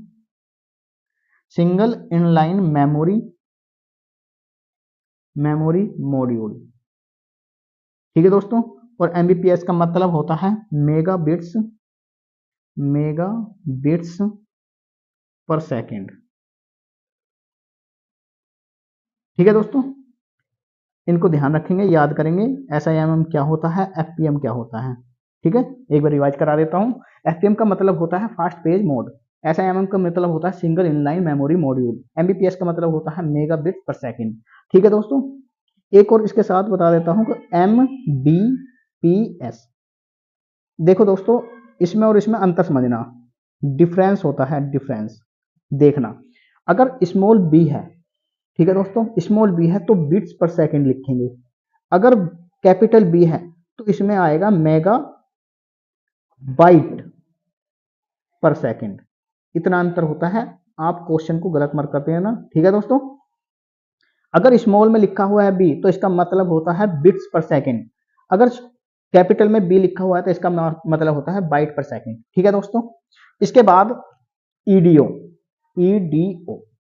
EDO का मीन्स होता है extended data out, extended data out.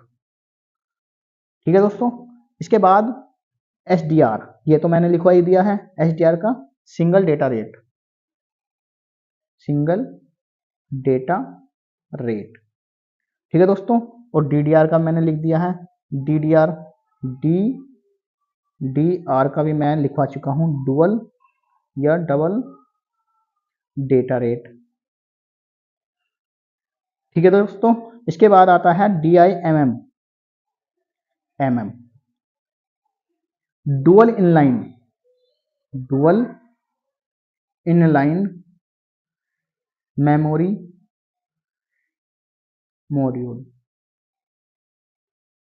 Module. ठीक है दोस्तों, इसके बाद RD रैम का मीन्स होता है Rambus dynamic random access memory.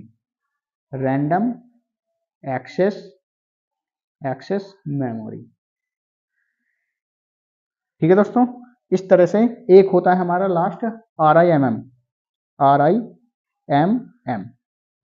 Rim. ठीक है दोस्तों, रिम का इसका भी R से रैम्बस इनलाइन मेमोरी मॉड्यूल।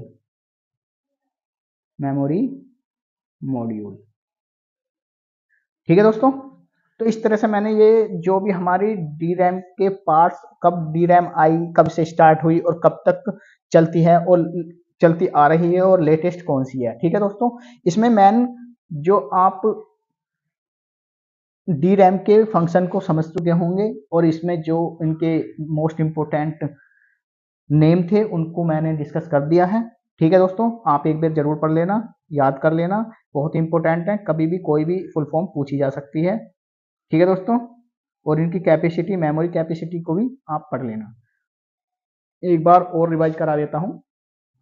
एफपीएम का मतलब होता है फास्ट पेज मोड, एसआईएम का मतलब होता है single inline memory module, Mbps का मतलब होता है मेगा बिट पर सेकेंड, और एमबी कैपिटल पीएस का मतलब होता है मेगाबाइट पर सेकेंड, ईडीओ का मतलब होता है एक्सटेंडेड डाटा आउट, और एसडीआर का मतलब होता है single data rate data out, single data out, और एसडीआर का मतलब होता है सिंगल डेटा रेट, और डीआईएम का मतलब होता है डुअल इनलाइन मेमोरी मॉड्यूल, और आरडी रैम का मतलब होता है Rambus dynamic random access memory, और आरआईएमएम का मतलब होता है रैम्बस इनलाइन मेमोरी मॉड्यूल। ठीक है दोस्तों, तो ये हमारी अब रैम पूरी तरह से कंप्लीट हो चुकी है। अब हम रोम को पढ़ते हैं, जो हमारी प्राइमरी मेमोरी की सेकंड मेमोरी है रोम। ठीक है दोस्तों, चलिए स्टार्ट करते हैं हम अब रोम को। रैम हमारी पूरी तरह से कंप्लीट हो गई है और इससे बाहर कोई भी क्वेश्चन नहीं आने का है अगर आप अच्छी तरीके से मेहनत करते हो या पढ़ते हो। ठीक है दोस्तों, चलिए तो हम रोम को डिटेल में पढ़ते हैं। रोम रोम का मीन्स होता है read only memory, read only memory. ठीक है दोस्तों, रीड ओनली मेमोरी। इसके बाद रीड ओनली मेमोरी। अब हम स्टार्ट करते हैं रीड ओनली मेमोरी में। रीड रोम होता क्या है, पहले इसे समझ लेते हैं। रोम होता क्या है? रोम को मैं ऊपर डिस्कस कर चुका हूं, रोम को रीड ओनली मेमोरी कहते हैं। ठीक है दोस्तों, रोम को रीड ओनली मेमोरी कहते हैं, रीड ओनली मेमोरी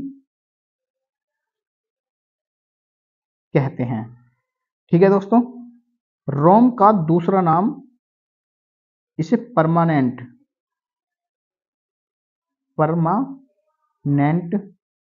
मेमोरी भी कहते हैं, मेमोरी कहते हैं। ठीक है दोस्तों, इसको और दूसरे नाम से इसे नॉन वोलेटाइल मेमोरी भी कहते हैं, नॉन वोलेटाइल मेमोरी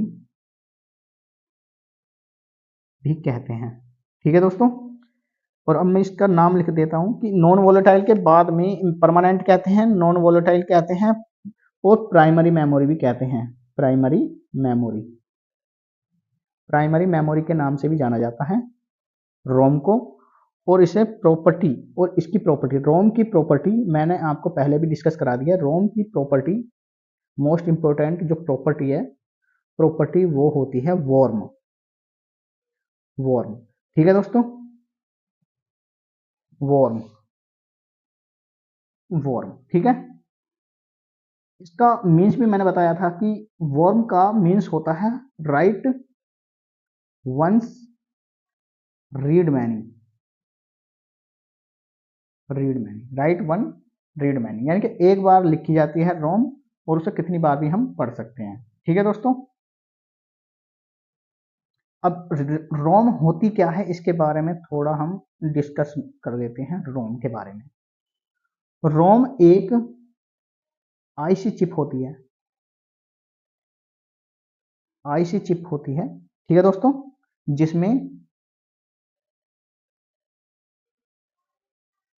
जिसमें इसे बनाते समय एक प्रोग्राम लिख दिया जाता है, प्रोग्राम लिख दिया जाता है, लिख दिया जाता है, यानी कि जो प्रोग्राम होता है लिख दिया जाता है, जिसे बायोस कहते हैं, बायोस कहते हैं। ठीक है दोस्तों, यानी कि रोम एक आईसी चिप होती है। जब रोम का मैन्युफैक्चरिंग किया जाता है कंप्यूटर के अंदर, तो उसमें एक प्रोग्राम को इंस्टॉल कर दिया जाता है, और उस प्रोग्राम का नाम बायोस होता है, बायोस। ठीक है दोस्तों, बायोस का मीन्स होता है बेसिक, यहां लिख देता हूं BIOS, basic input output output system.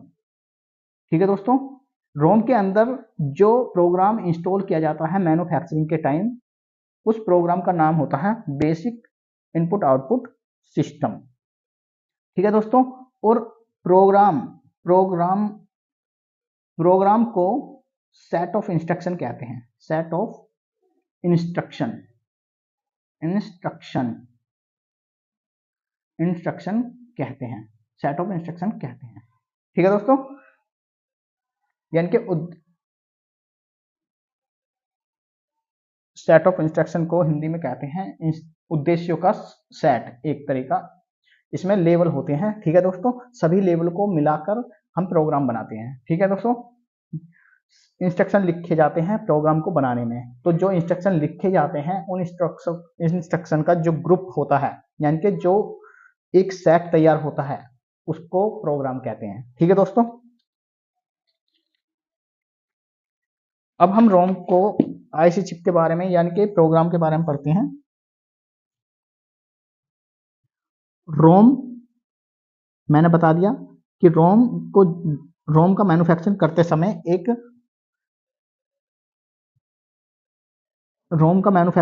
समय एक इसमें प्रोग्राम को इंस्टॉल करते हैं, उस प्रोग्राम का नाम होता है बायोस। ठीक है दोस्तों, रोम एक आईसी चिप होती है। ठीक है दोस्तों, चिप होती है जिसमें बायोस एक प्रोग्राम को इंस्टॉल कर दिया जाता है,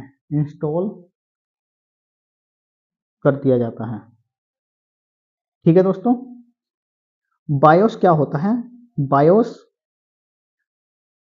बेसिक इनपुट आउटपुट सिस्टम होता है, यानी कि एक प्रोग्राम होता है जो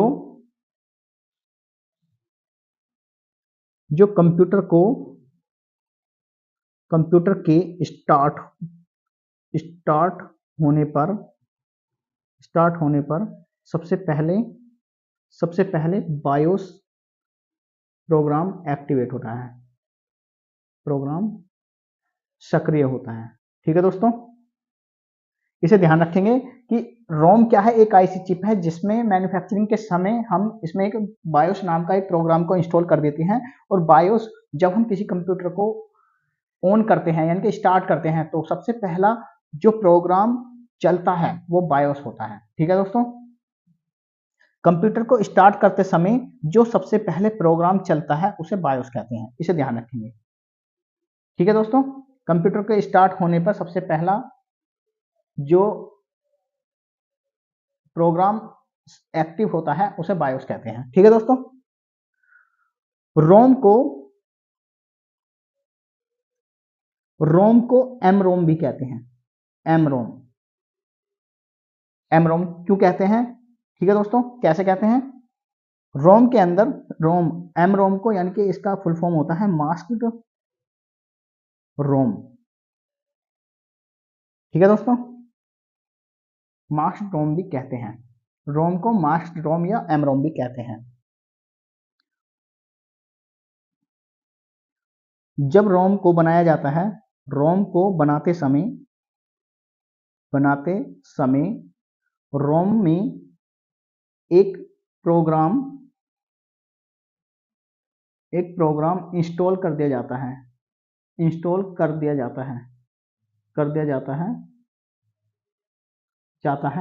तब रोम को एमरोम कहते हैं, ठीक है दोस्तों, इसे ध्यान रखेंगे, रोम को एमरोम भी कहते हैं। रोम को बनाते समय जब रोम के अंदर एक प्रोग्राम इंस्टॉल कर दिया जाता है जिसे बायोस कहते हैं, तब उसको एम रोम कहते हैं। ठीक है दोस्तों, रोम को एम रोम कहते हैं, ध्यान रखेंगे इस चीज का। और रोम का दूसरा नाम एम रोम भी है। ठीक है दोस्तों, अब हम रोम के टाइप्स पढ़ते हैं कि रोम के टाइप कौन कौन से हैं। टाइप्स ऑफ रोम, जैसा कि मैंने आपको पहले भी डिस्कस कर चुका हूं कि रोम के 3 पार्ट होते हैं, यानी कि 3 प्रकार की रोम होती है। एक होती है प्रोम, एक होती है ई प्रोम, एक होती है डबल ई प्रोम। ठीक है दोस्तों, प्रोम को कहते हैं प्रोग्रामेबल, प्रोग्रामेबल मेबल read only memory, read only memory,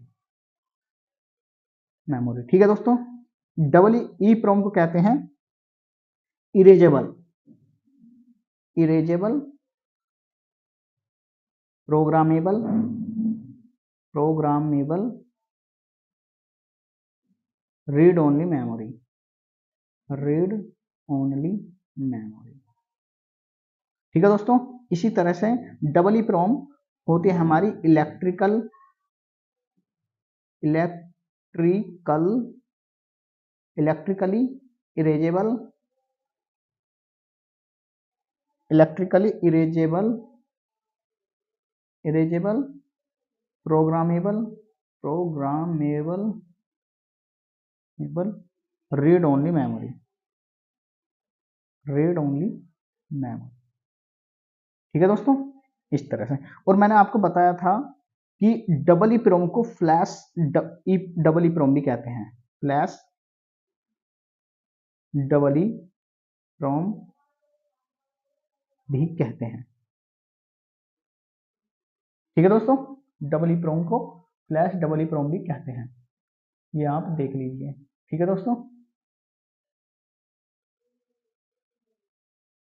तो चलिए अब हम स्टार्ट करते हैं, एक एक करके समझते हैं कि प्रोम क्या होता है, ई प्रोम क्या होता है और डबल ई प्रोम क्या होता है। ठीक है दोस्तों, उसके बाद हमारा रोम कंप्लीट हो जाएगा।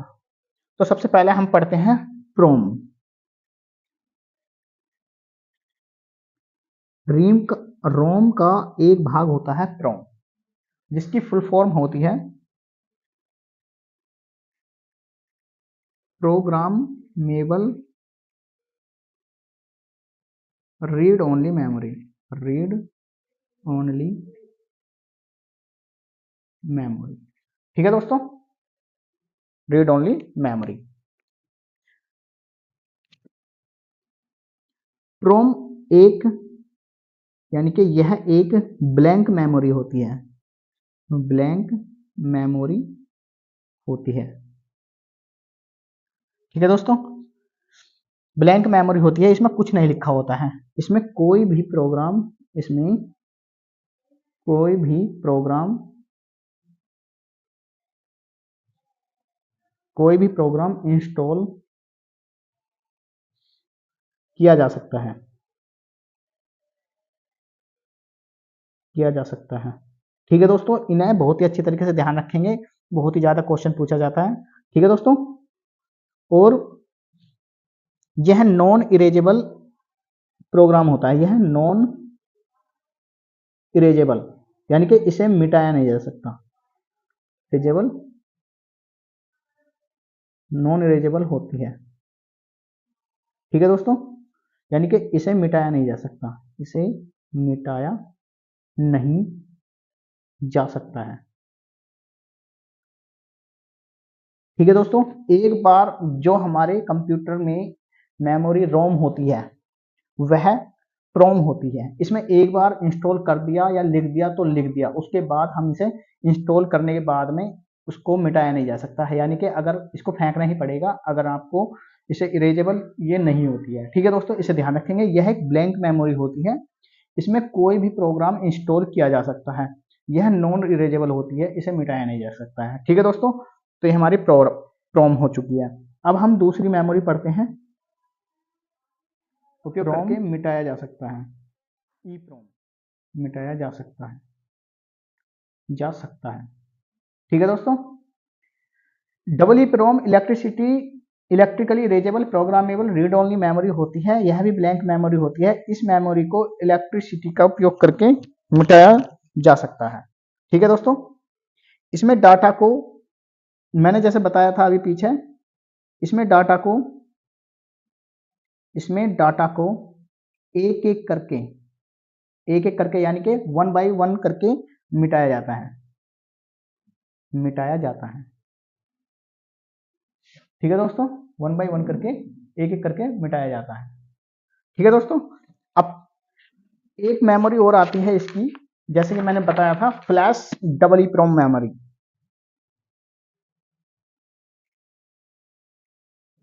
फ्लैश डबल ई प्रोम। ठीक है दोस्तों, पहले मैं एक बार पीछे वाली मेमोरी को एक बार पूरी तरह से डिस्कस कर देता हूं।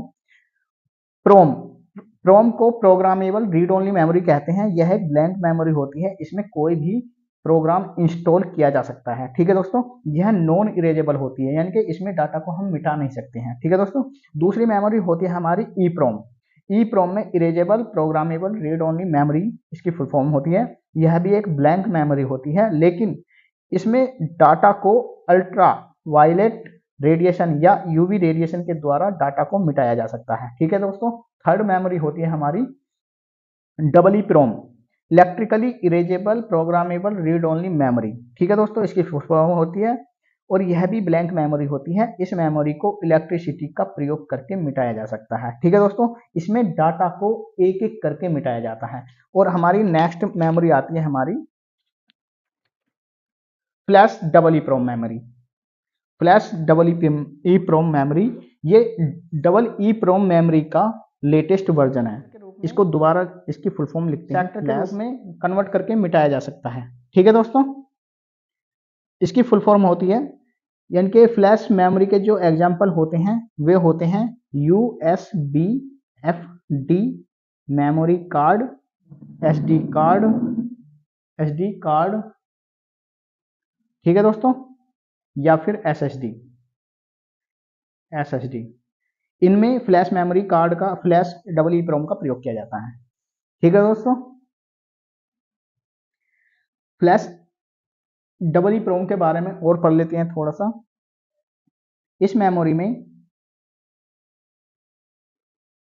मेमोरी का प्रयोग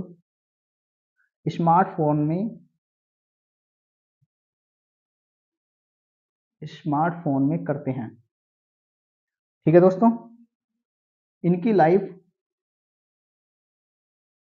10,000 साइकिल यानी कि 10 लाख साइकिल होती है, यानी कि 10। हेलो दोस्तों, अब हम इसको दोबारा एक बार